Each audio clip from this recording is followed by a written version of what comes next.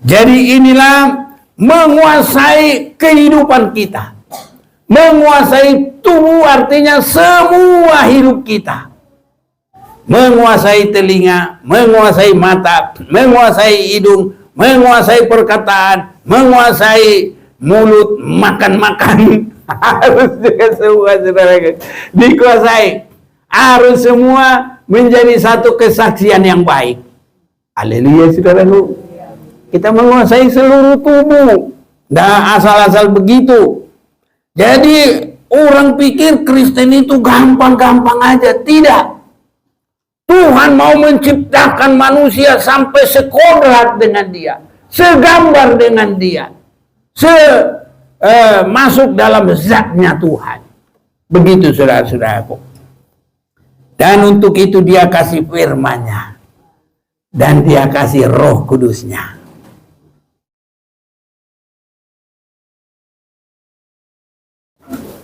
Kita diberi kekuatan, kesehatan, ini kemurahan Tuhan, bahkan kelengkapan. Kita bisa bernapas, kita bisa makan, kita bersuka cita, kita boleh beribadah, saudara-saudaraku. Di dalam kemurahan Tuhan yang ada ini, kita harus melihat apa yang sesungguhnya sangat berguna bagi kita. Apa yang harus kita lakukan, tindakan kita. Saya masih akan tetap mengajak kita membaca dalam Filipi pasal 3. Lebih sedikit ayat 14 saja.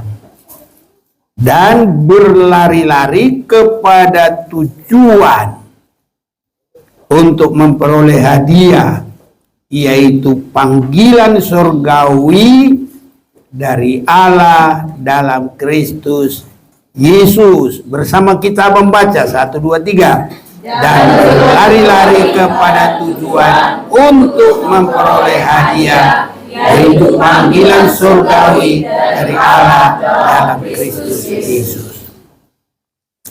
Saudara-saudaraku, kita tidak hanya beragama, kita tidak hanya berkumpul-kumpul mengikuti sakramen, khususnya Kristen dalam tempat ibadah.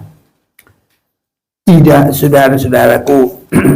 Tapi kita harus tahu benar keadaan masa dunia sekarang ini.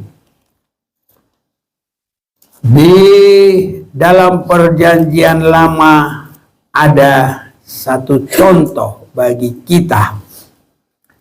Kejadian pasal 19 ayat yang ke-17.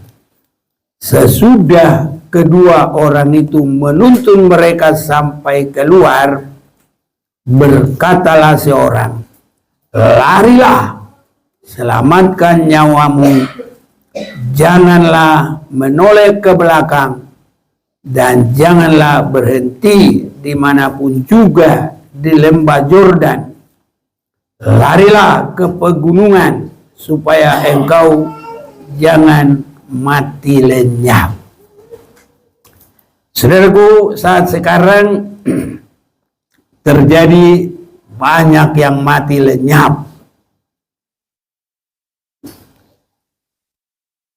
Memang banyak mati secara fisik, tapi yang lebih nyata sekarang adalah terlalu banyak yang mati rohani.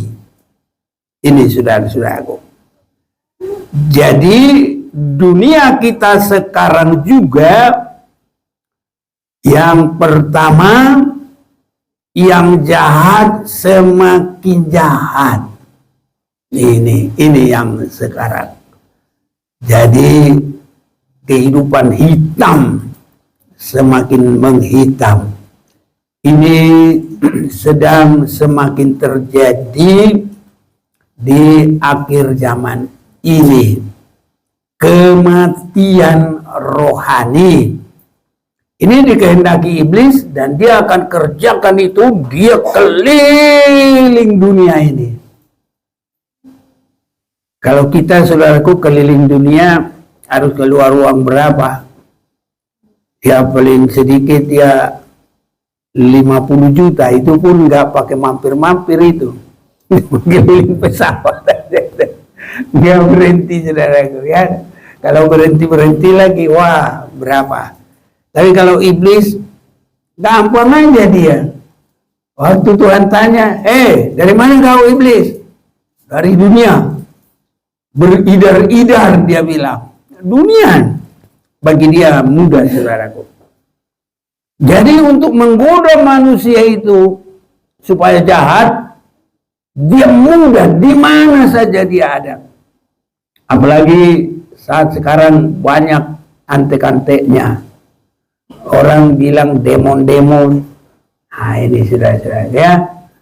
Jadi tentara-tentara iblis menggoda semua manusia. Bapak-bapak, ibu-ibu, opung-opung, semua digoda.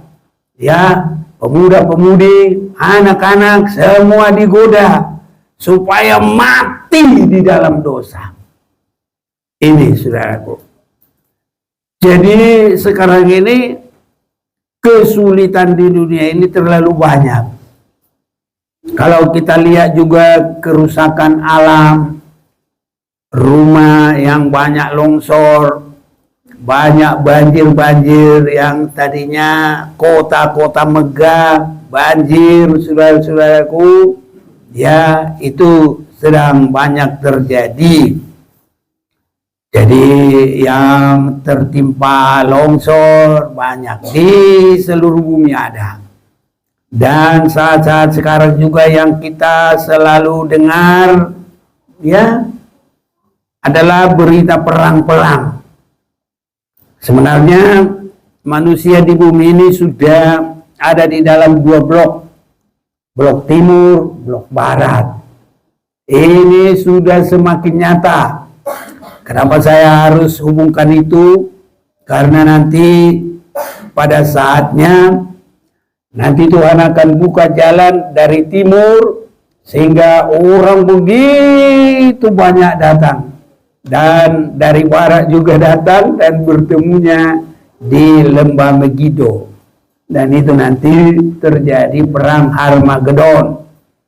Ya, jadi blok-blok itu sudah mulai nyata sekali, ya, nyata sekali. Hanya orang-orang, ya, yang manapun itu negara-negara yang punya nuklir, Amerika, Soviet, Korea Utara, dan yang lain-lain, India sudah punya ada bom-bom nuklir segala macam. Jadi ada lagi yang lain-lain banyak itu. Hanya mereka masih takut, saudaraku, perang. Karena kalau perang, yang kalah juga hancur, yang menang juga hancur. Karena bumi akan tidak nyaman lagi. Udaranya udah menyiksa manusia, udara saja. Jadi mereka mengerti itu. Jadi masih takut.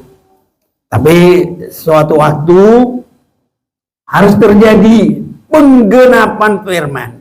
Karena Tuhan sendiri menghukum mereka karena kejahatan itu masuk dalam puncaknya pembunuhan.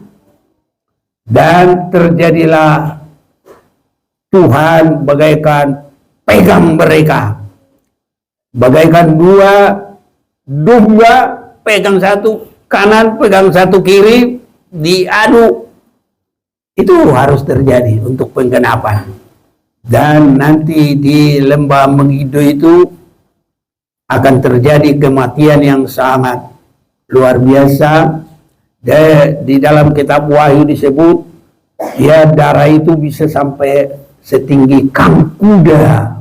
Nah itu, jadi kang kuda itu yang pegang mulutnya kuda itu untuk mengendalikan dia kiri kanan setinggi itu. Di dalam lembah banyaknya darah luar biasa.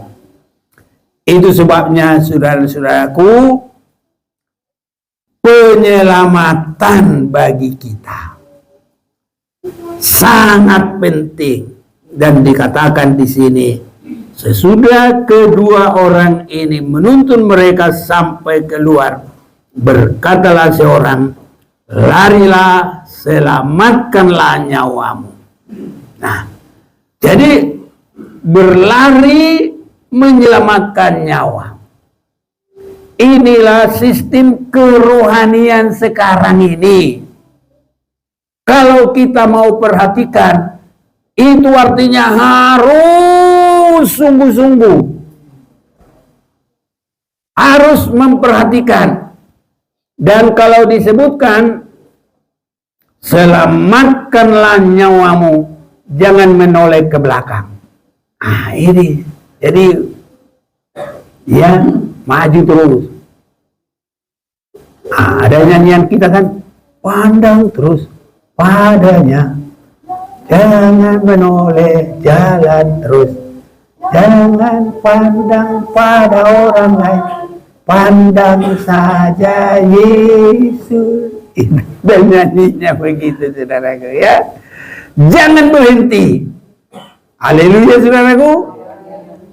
Dimanapun juga di lembah Yordan, larilah ke pegunungan. Artinya meningkatlah rohani, gunung kesucian Tuhan, supaya engkau jangan mati lenyap. Jadi kerohanian kita sekarang ini bukan berlamba-lamba lagi kalau mau hidup. Amin, saudaraku. Semoga kita mengerti dan Tuhan kuatkan kita semua. Saudaraku, Tuhan memberikan ini karena Tuhan mengasihi kita. Bukan ada di sini kebencian ataupun menyalahgunakan. Tapi untuk keselamatan kita sudah harus begitu sekarang, saudara-saudaraku. Karena kalau saya lihat sifat manusia sekarang ini, kedagingan itu terlalu besar. Dan sampai kepada orang-orang beragama, ini masih perjuangan.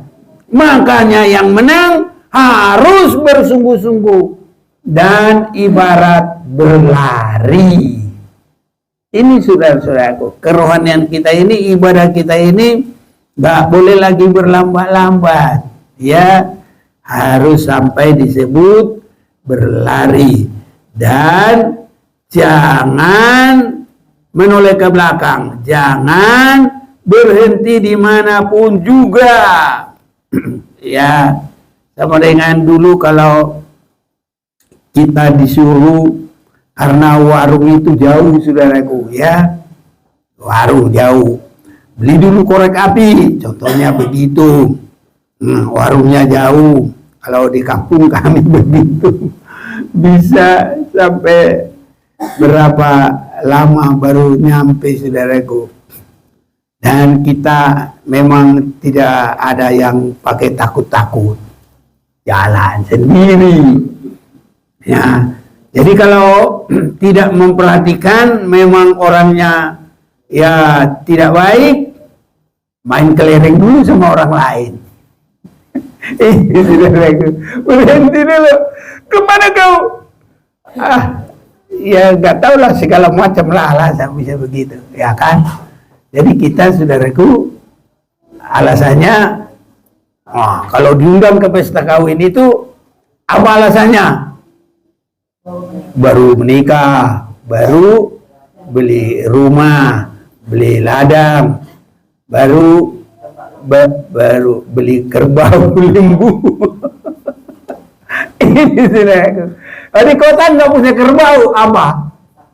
Usaha bekerja lain-lain. kalau seboleh-bolehnya jangan berhenti, majulah terus dalam perjalanan rohani. Ini supaya itu boleh terjadi, kita harus melupakan yang di belakang. Saudaraku, melupakan yang di belakang ini tidak seperti ya udahlah, nggak usah saya ingat-ingat, bukan itu. Tapi dalam arti masa lama kita, di dalam bahasa kasarnya itu masa jahiliyahnya itu harus ditinggal, saudaraku ya. Jadi jahiliyahnya itu mungkin kesenangan ini itu segala macam lah ya, yang menghalangi ibadah kepada Tuhan. Jangan yang besar-besar dulu, yang kecil-kecil. Orang cuma nonton film India nggak datang berdoa, tapi nggak ada di sini. Haleluya. Tapi banyak itu ada saja. Jadi itu masa jahiliyahnya. Sebenarnya jangan terlambat karena itu, atau jangan berhenti karena itu. Harus maju terus. Nah, jadi ada banyak kesenangan-kesenangan yang berbeda-beda. Itu masa lalu, masa jahiliyahnya. Ada lagi dosa-dosa lama. Ini saudaraku, bermacam-macam masa lalu kita. Jadi jangan itu lagi menoleh ke situ, membuat kita tidak bisa maju terus dalam perjalanan rohani.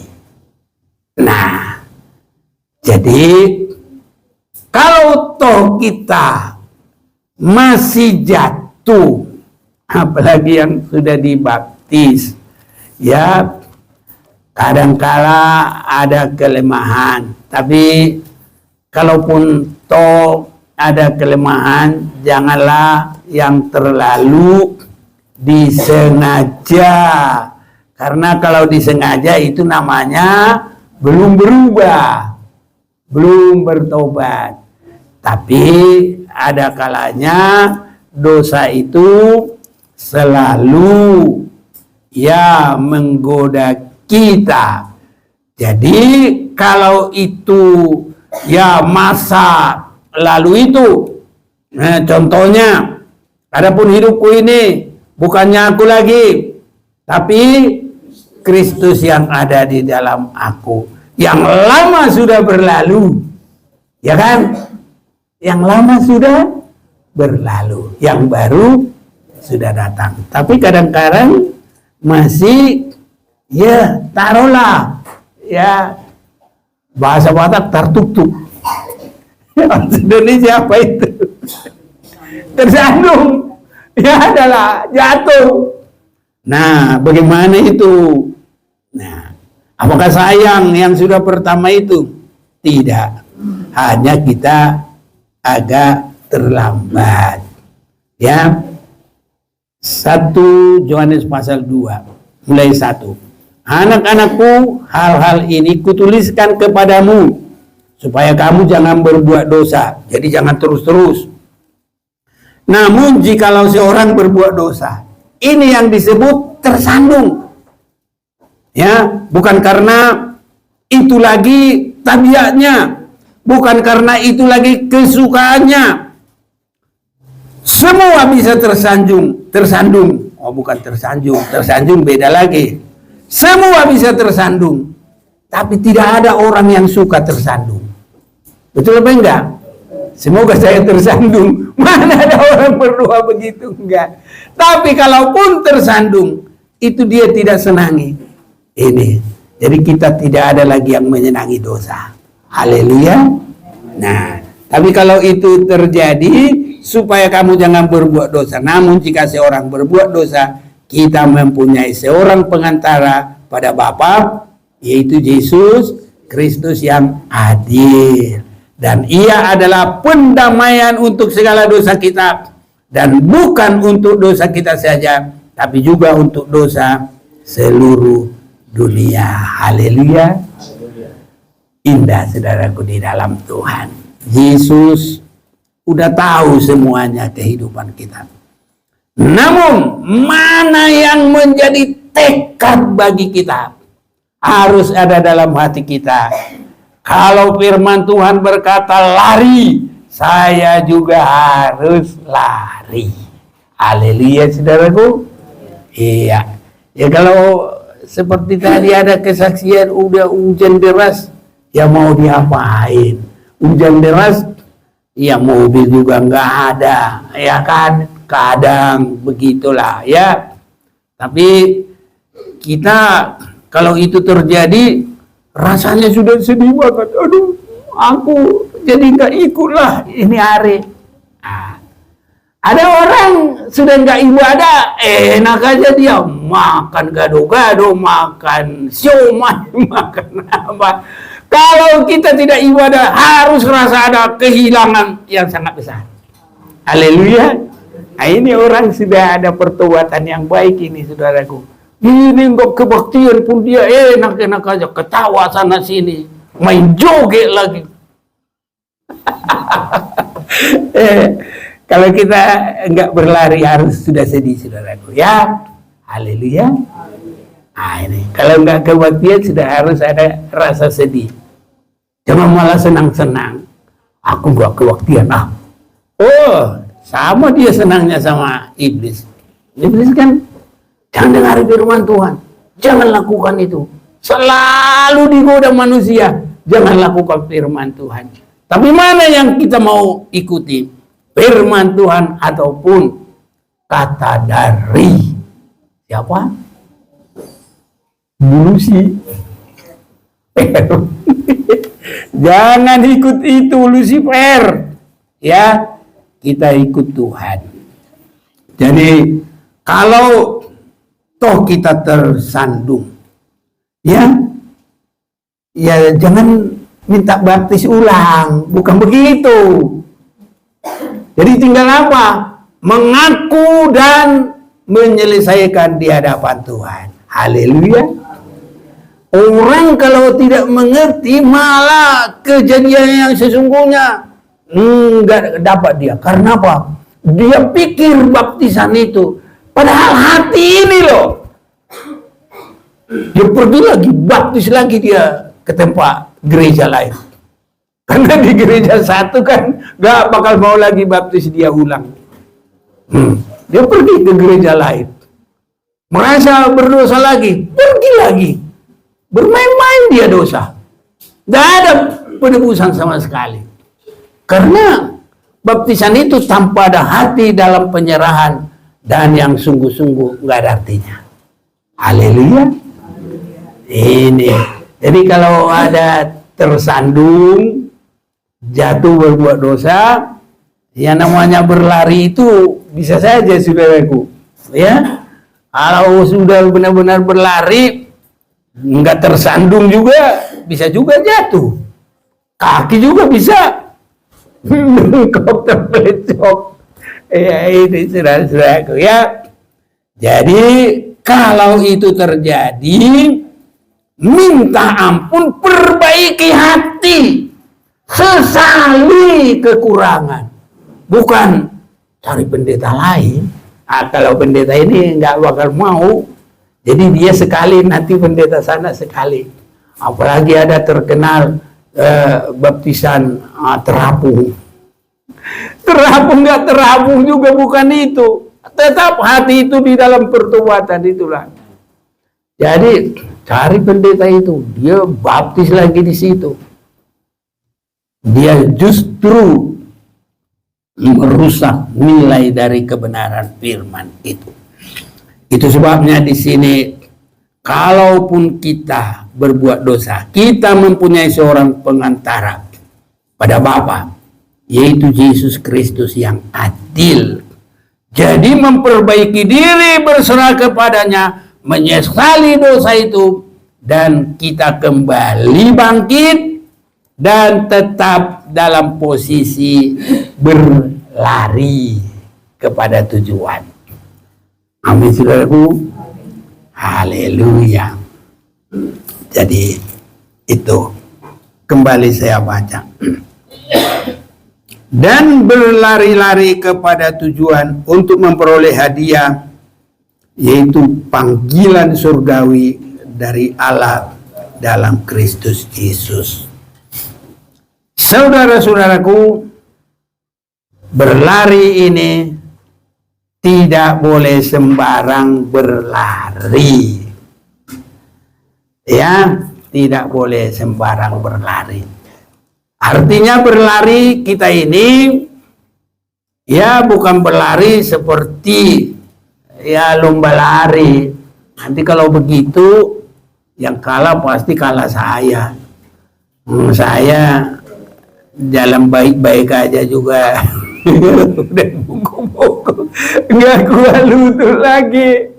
Iya, untung bukan lari begitu, saudaraku, tapi lari kerohanian. Cepat kita maju, haleluya. Cepat mendengar firman, cepat melakukan, cepat bertobat, cepat mengampuni. Ini saudara-saudaraku, biar cepat lari, cuk sana. Seperti siapa? Kalau cewek Wonder Woman, ya kan? Kalau laki apa? Superman. Ya, cut, lari. Bukan itu. Kalau hatinya nggak bertobat, nggak berubah, nah, mau mengampuni, nggak bisa. Nah, tapi kalau kita cepat, saudara-saudaraku, itu luar biasa. Itu larinya kita. Ada seorang yang berkata begini. Kita mau baca dulu ini. Di dalam 1 Korintus kita akan baca dulu firman Tuhan ini. Pasal yang ke-9, ya, pasal yang 9.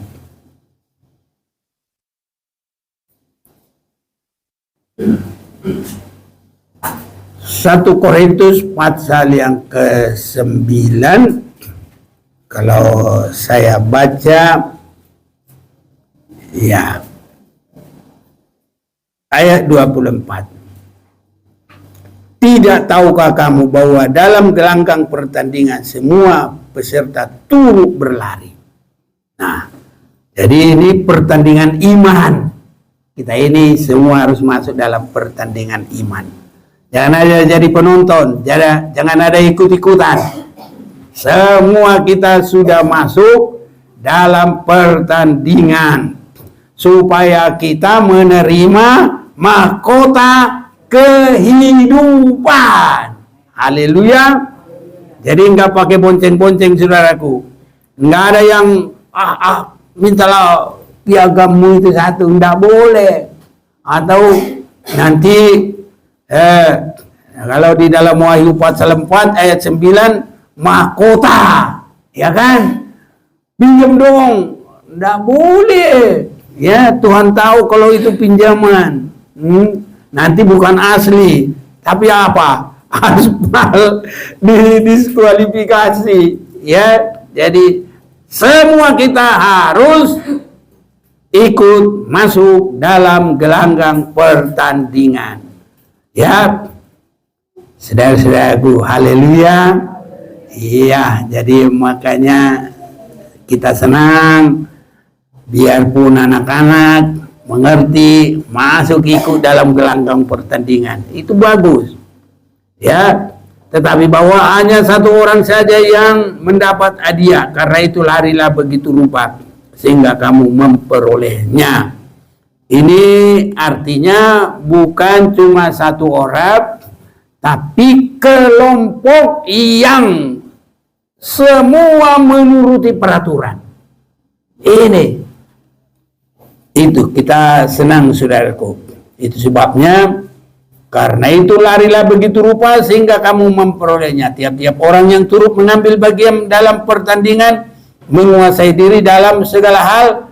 Mereka berbuat demikian untuk memperoleh suatu mahkota yang fana, tapi kita untuk memperoleh suatu mahkota yang abadi.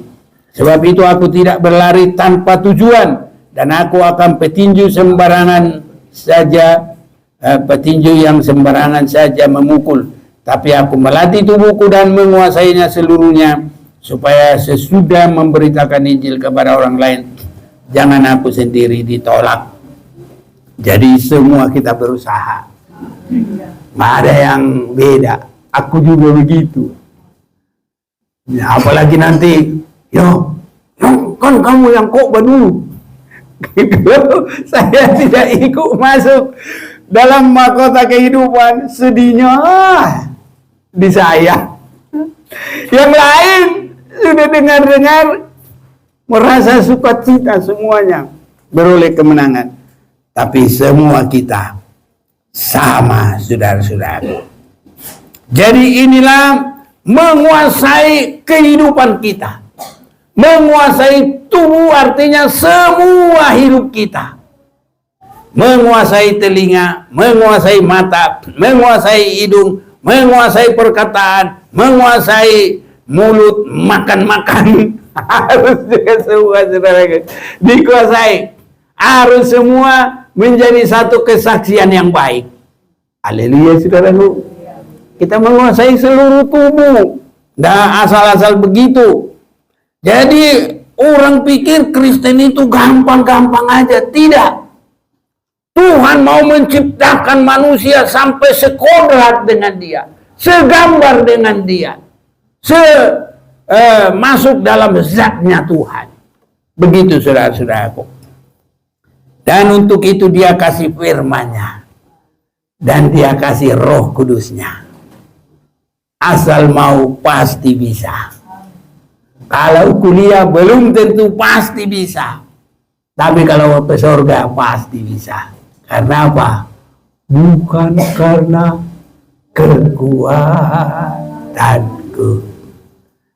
Ku dapat jalani hidupku hanya Tuhan yang mensampingku. Ku tak dapat berdiri, Engkaulah Tuhanku yang menopangku. Ku pandang wajah-Mu dan berseru, pertolonganku hanya dari-Mu. Reganglah tanganku, jangan lepaskan, kalah harapan dalam hidupku. Haleluya, saudaraku. Pasti bisa bersama Tuhan. Tuhan baik. Kebaikan Tuhan jangan hanya kasih makan, minum, uang, duit. Uang, duit sama ya. Iya. Jadi saudara-saudaraku, terlebih dalam rohani kita sampai kepada keselamatan yang luar biasa. Oh, kalau ini boleh terjadi nanti, saudaraku, indah semua, kumpul semua, dari segala suku, dari segala bangsa, dari segala kaum, segala bahasa. Apalagi itu dalam Wahyu pasal 7 itu tinggal baca saja ayat yang ke-9. Ini, saudara-saudaraku, ya, ini jangan sampai ada kita ini yang tidak ada di sana, semua ada di sana. Haleluya. Tapi ini diberi kesempatan. Tapi kalau nggak dipakai kesempatan, ya nggak dapat, saudaraku. Makanya harus perhatikan nyanyian itu. Ya, tadi malam hanya dengar nyanyian, ada gerakan-gerakan penyembahan.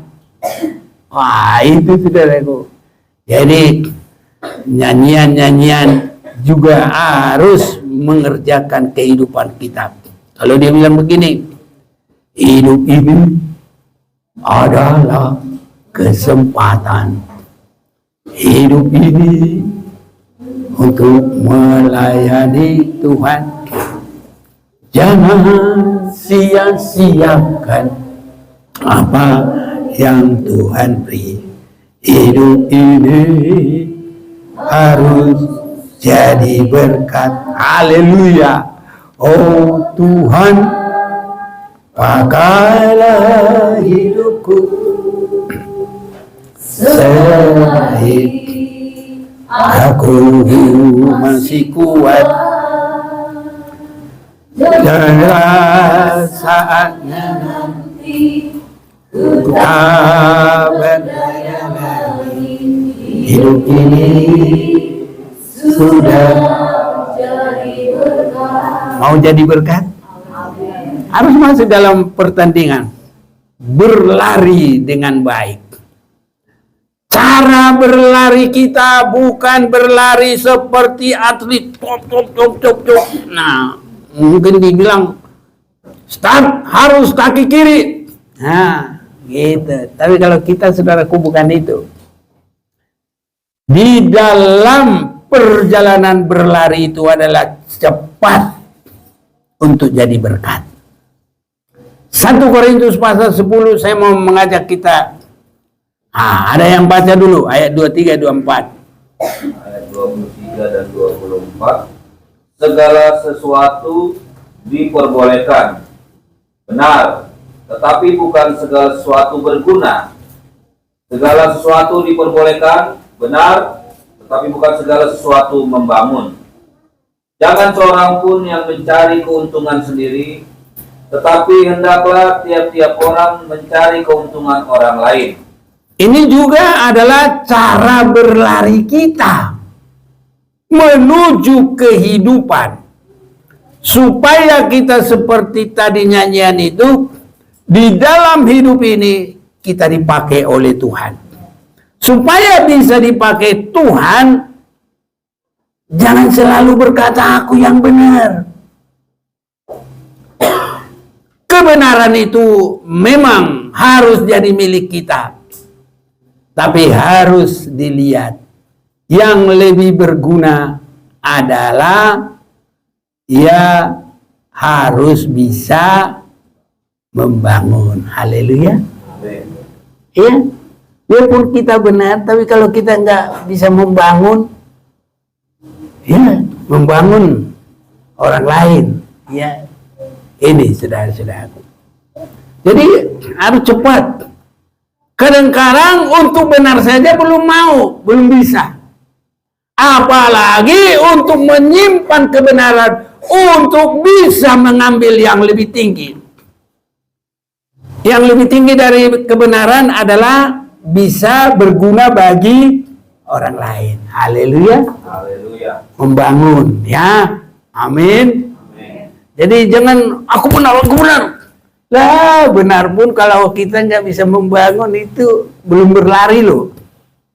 Itu jalan di tempat pun masih kurang, ya kan? Jadi biarpun benar, tingkatkan. Harus bisa membangun. Jangan seorang pun yang mencari keuntungan sendiri. Jadi harus sampai berguna bagi orang lain. Itu pelarian kita. Kiranya Tuhan tolong kita. Kalau begitu semua, ini belum di surga, kita sudah seperti di surga. Haleluya. Kalau nanti semua kita sudah bisa membangun, satu hari nggak melihat, lo kemana ya? Aku rindu. Tapi kalau suami istri saja saling gebuk-gebukan, ya udah pergilah. Malah menyanyi, pulangkan saja. Tapi kalau saling mengasihi, saling membangun, rasanya kalau dia pergi udah kehilangan yang sangat besar. Sedih rasanya hatiku. Haleluya. Jangan seorang pun yang mencari keuntungannya sendiri, tapi hendaklah tiap-tiap orang mencari keuntungan orang lain. Seperti siapa? Seperti Yesus. Dia mati bukan untuk dirinya sendiri. Dia mati untuk menebus manusia dari dosanya. Segala apa yang dideritanya, mulai dari meninggalkan tatanya, dia mengambil rupa manusia.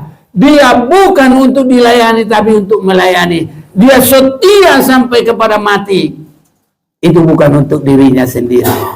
Haleluya. Mau meningkat seperti Yesus? Nah, ini pelarian kita ke gunung.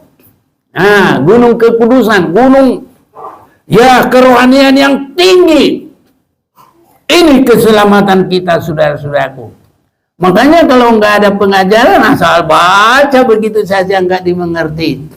Ya biasa-biasa aja terus.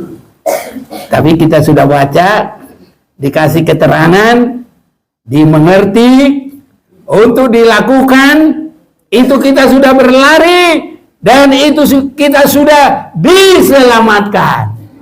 Haleluya. Ini cara kita berlari, saudara-saudaraku. Di Nehemia 1 ya. Pak Silaban baca dulu. Nah, Pak Silaban yang baca. Mana Pak Silaban? Nah, ayo. Nehemia 9.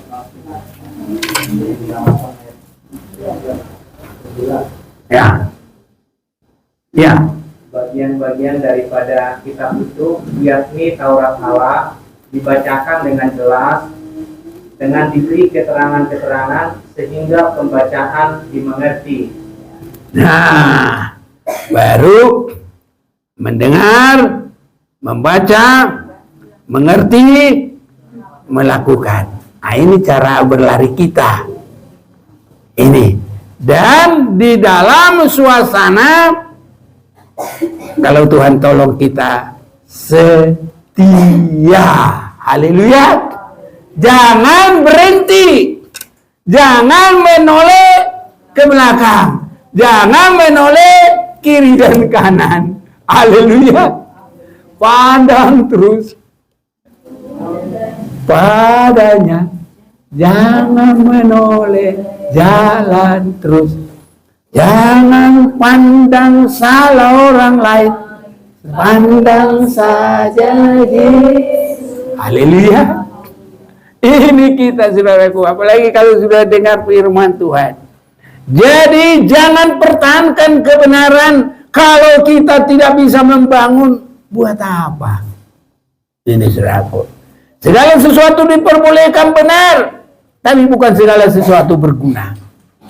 Nah, biarpun benar, tapi kalau nggak berguna, kebenaran untuk apa? Segala sesuatu diperbolehkan benar, tapi bukan segala sesuatu membangun. Jadi kebenaran yang membangun itu pelarian kita. Itu kita naik ke gunung kebenaran Tuhan. Haleluya, saudaraku. Ya, jangan seorang pun mencari keuntungan sendiri, tapi hendaklah tiap-tiap orang mencari keuntungan orang lain. Kiranya Tuhan tolong kita. Tidak hanya mencari lagi untuk kita. Kalau ini boleh terjadi, waduh, senang, saudaraku. Nanti kita tinggal salam-salaman. Siapa yang duluan ke sana, ya, pertamanya kalau belum ke Yerusalem baru, kita kemana? Ke Firdausnya Tuhan, atau ke pangkuan Abraham. Tapi kalau semua kita jadi pemenang nanti, aduh saudaraku, kaulah saudaraku, kita saling membangun dulu. Kita dengar firman Tuhan, kita laksanakan, saling membangun di dalam jemaat Maranatha. Haleluya. Aduh, senang saudaraku, harus begitu. Kita tidak saling mempertahankan kebenaran, tapi kita saling membangun. Kita tidak hanya memperhatikan yang berguna bagi keuntungan sendiri, tapi kita mencari keuntungan orang lain. Haleluya. Seperti apa yang dilakukan oleh Tuhan kita Yesus Kristus. Dia rela mengorbankan jiwanya. Pencuri datang untuk mencuri. Iblis datang untuk membinasakan. Tapi Yesus datang, dia berkorban memberi nyawanya untuk keselamatan kita semua. Tuhan memberkati kita, kita mau datang kepada Tuhan. Seperti Yesus, seperti Yesus. Itu saja ku minta.